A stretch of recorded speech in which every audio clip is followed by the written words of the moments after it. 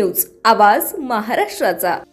पिंपरी चिंचवडकरांचा शास्ती कर माफ हा आमदार महेशदादा लांडगे यांच्यामुळे झालाय आणि त्याबरोबरच पिंपरी चिंचवड शहराला स्वतंत्र पोलीस आयुक्तालय देखील झालं आहे। तसेच आत्ताच्या घडीला पुण्याला जसं जिल्हा न्यायालय आहे तसेच पिंपरी चिंचवड शहराला स्वतंत्र जिल्हा न्यायालय आमदार महेश लांडगे यांनी मंजूर केलं आहे। भोसरी विधानसभेचे उमेदवार महेश लांडगे हे पुन्हा एकदा आपल्या विकास कामाच्या जोरावर हॅट्रिक करतील असा विश्वास वीणा सोनवलकर, भारतीय जनता पार्टी महाराष्ट्र उपाध्यक्ष युवा मोर्चा यांनी व्यक्त केला आहे। नमस्कार, मी ॲडव्होकेट वीणा सोनवलकर, भारतीय जनता पार्टी उपाध्यक्ष महाराष्ट्र प्रदेश ओबीसी मोर्चा। आज या ठिकाणी आपल्याला सांगण्यास मला खूप आनंद होत आहे की ही जी येणारी निवडणूक आहे 20 तारखेला ज्यासाठी आपण मतदान करणार आहोत त्या भोसरी विधानसभेच्या निवडणुकीसाठी आमच्याकडून आमचे आमदार महेशदादा लांडगे या इलेक्शनला उभे आहेत।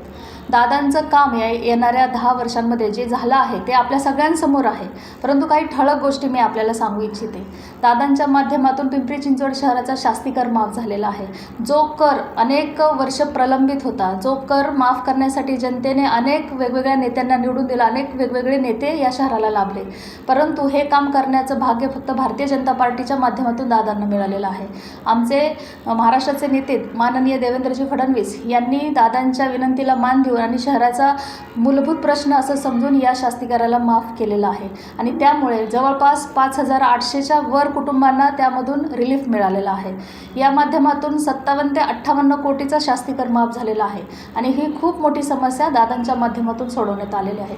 अनेक प्रश्न या भोसरी विधानसभेच्या क्षेत्रामध्ये मार्गी लागलेले आहेत। सर्वात महत्त्वाचा प्रश्न म्हणजे लोकसंख्येनुसार इथे अनेक पोलीस स्टेशन, अनेक DCP ACP ऑफिस मागण्यात आले आणि त्या माध्यमातूनही पिंपरी चिंचवड शहराला स्वतंत्र आयुक्तालय मिळालं। जसं आयुक्तालय मिळालं तसं अनेकांची मागणी होती, म्हणजे माझ्यासारख्या वकिलांसह अनेकांनी मागणी केली होती की पुण्यासारख्या धर्तीवर पिंपरी चिंचवड शहरालाही एक जिल्हा न्यायालय मिळावं आणि त्याची मंजुरी ही दादांच्या काळात झालेली आहे।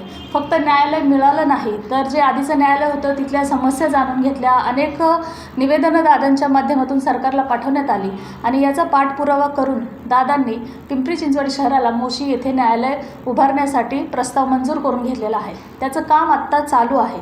त्याचबरोबर जसं जिल्हा न्यायालय पुण्याला आहे, अनेक इथली लोक अनेक मॅटरसाठी पुण्यामध्ये जातात। इथे अनेक वकिलांना प्रॅक्टिस करताना अडचण येत होत्या, परंतु आता हेच काम पुण्यात न जाता पिंपरी चिंचवड शहरामध्ये होणार आहे आणि हे मोशी येथील जिल्हा न्यायालय आपल्या सर्वांच्या सेवेत लवकरच सुरू होणार आहे।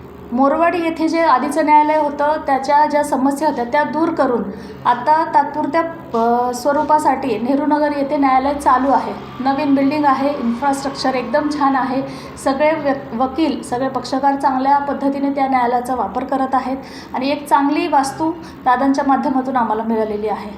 अनेक प्रश्न मार्गी लागले, त्याचबरोबर वेस्ट टू एनर्जीचा प्रश्न आहे, त्याचबरोबर भोसरी विधानसभेमध्ये संभाजी महाराजांचा पुतळा असेल। विरोधकांनी कितीही टीका करू द्या, काही करू द्या, सत्य लपलं जात नाही। या प्रत्येक विरोधकांच्या प्रत्येक प्रश्नाची उत्तरं आमच्याकडे आहेत आणि हे जे विरोधक आता टीका करता आहेत त्यांनी फक्त त्यांच्यापुरतं, म्हणजे दादांच्या कामाला कंपॅरिझन न करता त्यांच्यापुरतं एक काम सांगावं की जे त्यांनी भोसरी विधानसभेमध्ये स्वतःच्या सक्षमतेवर केलेलं आहे।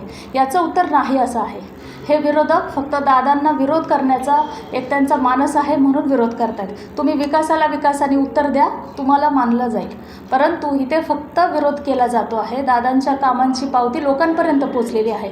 अनेक सोसायट्यांमध्ये अनेक लोकांचे जे प्रश्न होते ते दादांनी मार्गी लावलेले आहे। प्रत्यक्ष भेटी असेल, कुटुंबाच्या माध्यमातून भेटू असतील, आमच्यासारखे अनेक कार्यकर्ते दादांच्या माध्यमातून भोसरी विधानसभेमध्ये काम करत आहेत। दादांनी जे जे प्रश्न मार्गी लावले त्याचा लेखाजोखा जनतेसमोर मांडलेला आहे। याचबरोबर अनेक तरुणांच्या हाताला काम मिळेल असं IT हब या चरोलीमध्ये उभं करण्यात येत आहे। मोशी चरोलीच्या समाविष्ट गावांचा विकास दादांच्या माध्यमातून झालेला आहे।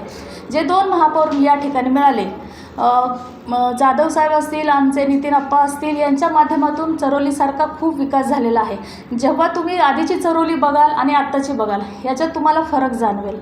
त्याचबरोबर COEP सारखं कॉलेज, अनेक तरुण पिंपरी चिंचवड शहरातून पुण्यामध्ये शिक्षणासाठी जात होते। ट्रॅव्हलिंगचा प्रश्न होता। मेट्रोसारखी योजना नरेंद्र मोदींच्या माध्यमातून या शहराला लाभली आणि COEP सारखं पुण्यातलं कॉलेज आपल्या मोशी येथे होतं।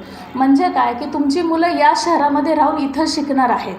मुलांच्या शिक्षणाचा प्रश्न असेल, तुमच्या घरांचा प्रश्न असेल, या प्रभागामध्ये प्रभाग 9मध्ये पंतप्रधान आवास योजना आणण्यात आलेली आहे.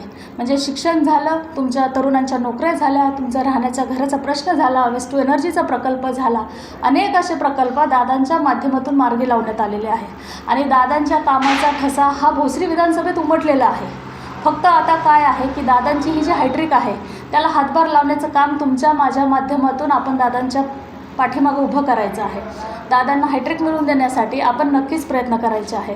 दादांनी महिलांसाठी केलेलं काम असेल, तरुणांसाठी केलेलं काम असेल, ज्येष्ठ नागरिकांसाठी केलेलं काम असेल, अनेक योजना ज्येष्ठ नागरिकांसाठी ज्या ज्या योजना सरकारच्या माध्यमातून राबवल्या जातात, ज्यामध्ये आयुष्मान भारत योजना असेल, महिलांसाठी मोफत 50% सवलतीमध्ये बस प्रवास असेल, अशा सगळ्या योजना या भोसरी विधानसभेमध्ये राबवल्या गेल्या आहेत. ह्या कागदावरच्या योजना नाहीत. अनेक महिलांनी या योजनांचा लाभ घेतलेला आहे आणि त्यामुळे प्रत्येक छोट्या मुलापासून ते अगदी आबालवृद्धांपर्यंत, विद्यार्थ्यापासून तरुणांपर्यंत, युवतींपर्यंत सगळ्या लोकांचा विकास करण्याचं काम महेशदादा लांडगे यांच्या माध्यमातून झालेलं आहे. आणि हे काम परत त्यांना करण्यासाठी, या कामाची पोचपावती त्यांना देण्यासाठी येणाऱ्या 20 नोव्हेंबरला भारतीय जनता पार्टीचे महायुतीचे उमेदवार आमदार महेशदादा लांडगे हे कमळ चिन्हावर उभे आहेत. त्यांचा नंबर आहे 3. आपल्या सर्वांना विनंती आहे की 20 तारखेला नक्की लोकशाहीच्या पर्वात सहभागी व्हा आणि दादांना भरघोस मताने निवडून द्या. धन्यवाद. जय हिंद. पुणे तसेच पिंपरी चिंचवड आणि महाराष्ट्रातील महत्त्वाच्या आणि ताज्या बातम्या पाहण्यासाठी महाराष्ट्र 18 न्यूज चॅनलला यूट्यूबवर सबस्क्राईब करा आणि बेल आयकॉन प्रेस करा.